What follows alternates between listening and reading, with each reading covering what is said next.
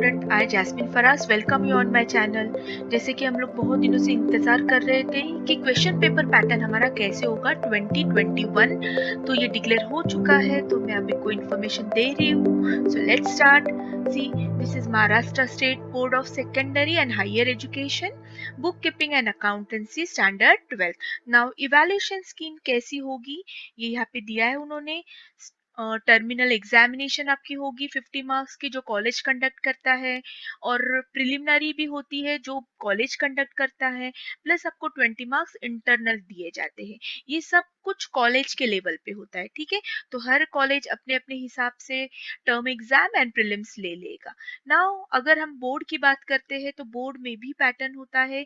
80 marks का return exam देना पड़ता है और 20 मार्क्स का हमें इंटरनल मार्क्स होते हैं। लास्ट ईयर तक प्रोजेक्ट था, एक मिनट, ये इंटरनल मार्क्स होते, ओके। लास्ट ईयर तक बच्चों को प्रोजेक्ट देना होता था अलग अलग सब्जेक्ट्स पे, बट इस साल से चेंज किया है। यहाँ पे आपको एप्लीकेशन बेस्ड टेस्ट होगी। अब ये एप्लीकेशन बेस्ड टेस्ट क्या होगी, तो यहाँ पे देखो इन्होंने दिया है कि round record of examination should be preserved as per guidance. Terminal examination is a first term examination of 50 marks. ये जो मैंने कहा है ये 50 मार्क्स की होगी। Time will be for 2 and 30 minute, that means 2 घंटा 2.5 घंटा हमारा टाइम होगा। Terminal examination question paper based on 50% portion, जितना भी आपने सिखाया है उस हिसाब से आपके कॉलेज डिसाइड करेगा 50% सिलेबस लेना है, कौन से चैप्टर लेने हैं। फिर भी उन्होंने आगे पैटर्न दिया है आपके लिए। See here, propose question paper. Now ये बोर्ड का पेपर पैटर्न है, लेकिन ये प्रपोज था। ये साल अगर सब कुछ ठीक होता, कोरोना नहीं होता, तो ये क्वेश्चन पेपर होता। तो फिलहाल आपको ये देखने की जरूरत नहीं है, बिकॉज ये आप नेक्स्ट ईयर जो अभी जो 11th है, जो 12th में जाएगा, उनके लिए ये पैटर्न लागू होगा। आपके बैच के लिए ये पैटर्न लागू नहीं है। तो इससे हम ज्यादा नहीं बात करेंगे, okay. Now will move to the next.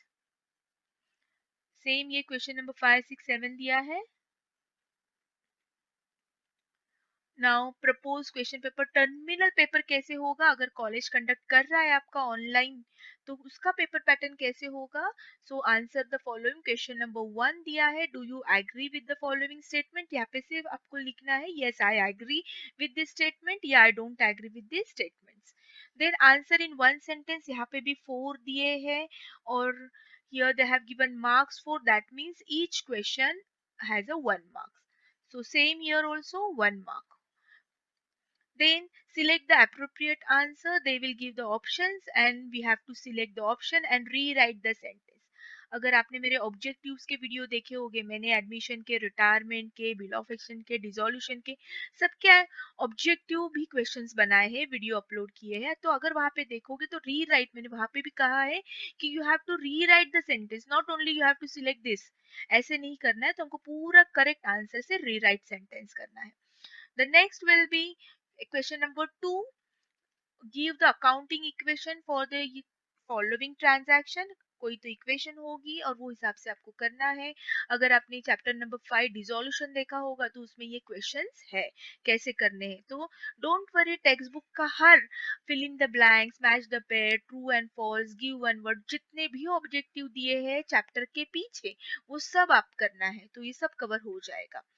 Then practical problem on final account 12 marks. Previously last year तक इसको 15 मार्क्स था। Non profit concern last year 12 marks था and this year also 12 marks. And problem of admission और retirement कोई तो एक problem आएगा 10 marks का। तो इस तरह से आपका पेपर पैटर्न टर्म का होगा 50, और ये कॉलेज लेवल पे होगा। ऑब्जेक्टिव के भी मार्क्स यहाँ पे हमें ऐड करने हैं, ठीक है। सो ये आपका कॉलेज लेवल पे पेपर होगा, तो इस हिसाब से आपके कॉलेज टीचर भी आपको हेल्प करेगी कैसे आएगा।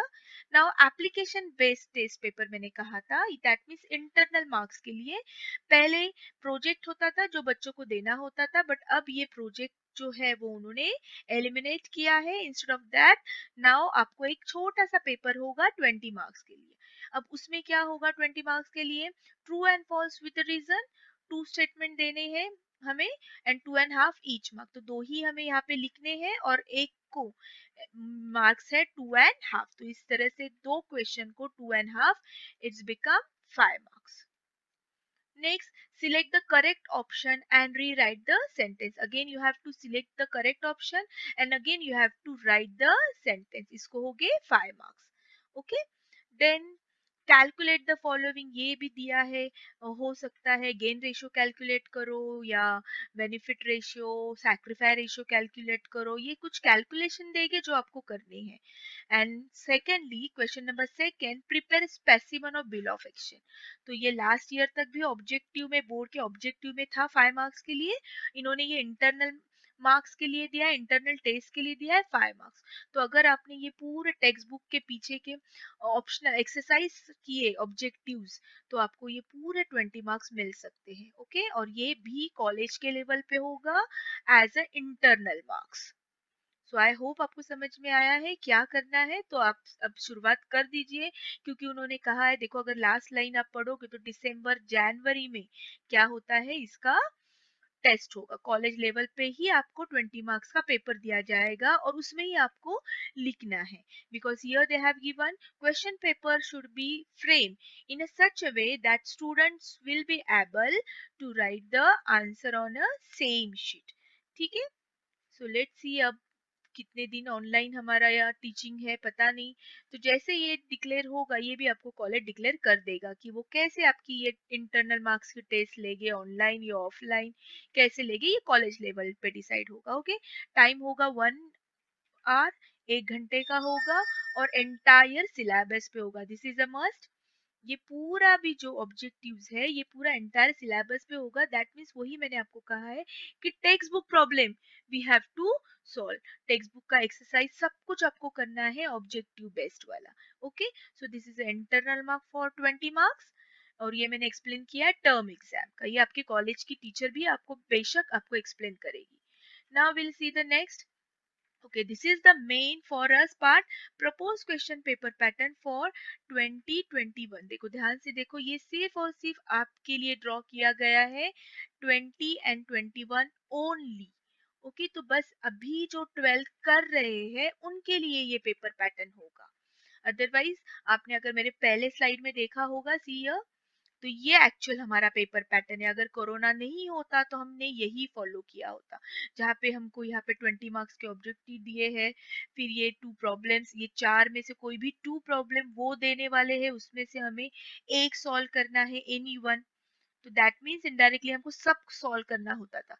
सेम हियर, यहाँ पे भी ये चारों में से कोई तो दो वो हमें पूछेगी और उसमें से हमें सिर्फ एक सॉल्व करना है. तो ये हमारा रेगुलर पैटर्न है. सेम ईयर सॉल्व एनी, इसमें से भी चारों. सो इसमें से अगर आप पेपर पैटर्न ध्यान से देखोगे, तो अगर ये पेपर पैटर्न होता तो हमें सब कुछ करना होता, कोई भी ऑप्शंस नहीं था.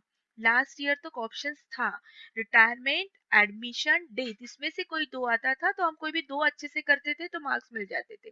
बट यहाँ पे अब ऐसे कुछ भी नहीं है. बट मैं आप कहूंगी कि लक या और कुछ, लेकिन आपका पेपर पैटर्न अब ऐसे नहीं है.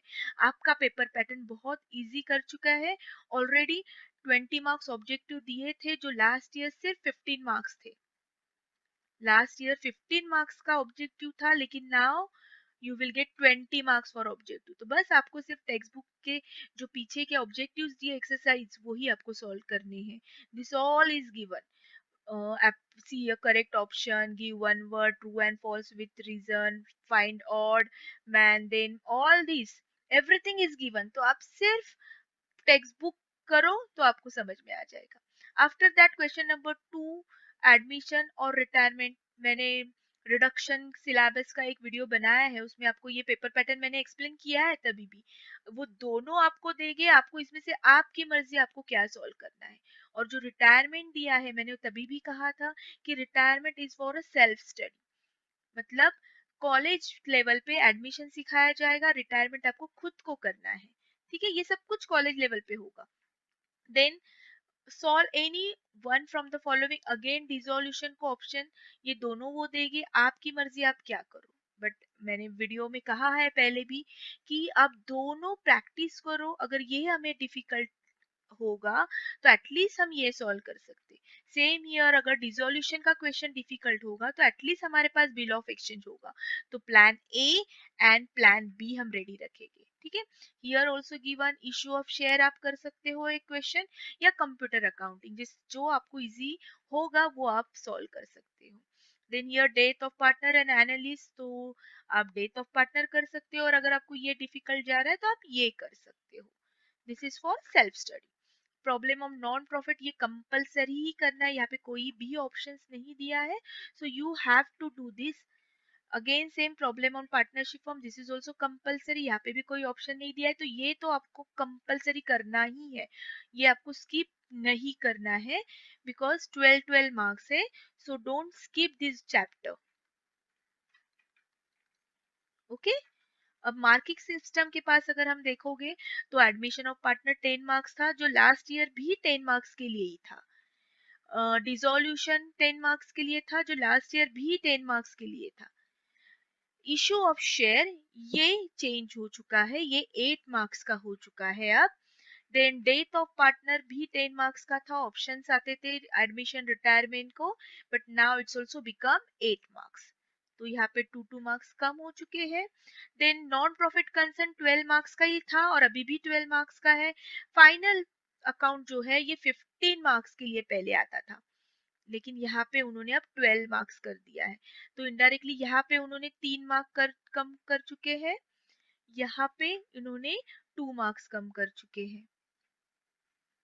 तो इस तरह से उन्होंने 5 मार्क्स, ठीक है, 5 मार्क्स उन्होंने क्या किया है, कम, और यहाँ पे एडजस्ट किया। ये पहले 15 मार्क्स का था, यहाँ पे उन्होंने 5 मार्क्स ऐड कर दिए हैं। तो अब आपका ऑब्जेक्टिव जो है वो हो गया है 20 मार्क्स का। ओके, तो ये बहुत अच्छी बात है आपके लिए, 20 मार्क्स आपको ऑब्जेक्टिव में लिखना है। सिर्फ प्रैक्टिस करोगे टेक्स्ट बुक प्रॉब्लम तो आपको आराम से आ जाएगा।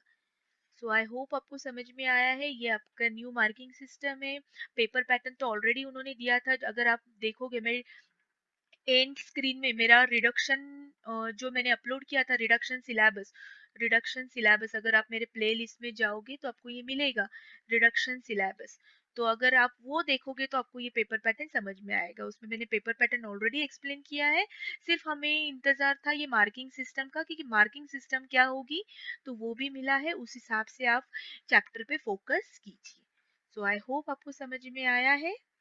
नाउ ये डिवीजन है, इसकी भी अभी आपको फिलहाल जरूरत नहीं है, ये अगर सब कुछ नॉर्मल होता तो ये पैटर्न होता, बट आपके लिए अभी सिर्फ यही यही पेज आपके लिए ज्यादा इम्पोर्टेंट है, तो इस पे ही आप ध्यान दीजिए। इसको ही हम आईएमपी करेंगे मोस्ट इम्पोर्टेंट, बस यही पेज पे आप ज्यादा ध्यान दीजिए। ओके, आई होप आपको पसंद आया वीडियो। अगर पसंद आया तो लाइक कीजिए और अपने फ्रेंड्स के साथ जरूर शेयर कीजिए, क्योंकि अभी भी बहुत सारे फ्रेंड्स को पता नहीं है कि एग्जैक्टली हमारा इवैल्यूएशन पैटर्न क्या है। So thank you so much, have a nice day, bye bye.